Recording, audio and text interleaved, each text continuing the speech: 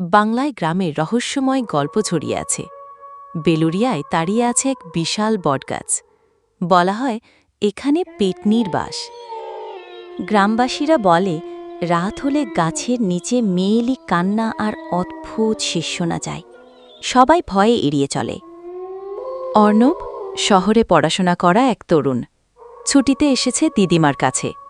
দিদিমা বিশ্বাস করেন গাছটা অভিশপ্ত। অর্ণব এসব মানে না।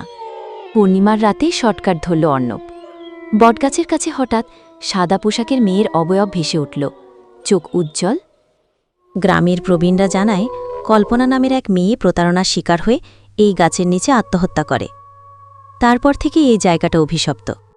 অর্ণব রাতেই বটগাছের নিচে দাঁড়িয়ে কল্পনাকে ডাকে। অবয়ব আসে, চোখে অগাধ দুঃখ। মাথা নেড়ে পরিচয় দেয় যে সেই কল্পনা। অর্ণব প্রায় প্রতিদিনই কল্পনার সাথে দেখা করে। তারা কথা বলতে পারে না, কিন্তু অঙ্গভঙ্গিতে বোঝে।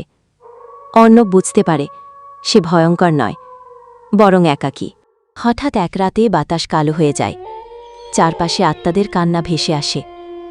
কল্পনার চোখ দিয়ে জল গড়ায়, ফোঁটা পড়ে অর্ণবের হাতে, উষ্ণ জীবন্ত জলের মতো।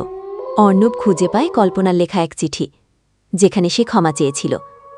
সে বটগাছের নিচে চিঠিটা পড়ে শোনায়, প্রতিজ্ঞা করে তার নাম কলঙ্কমুক্ত।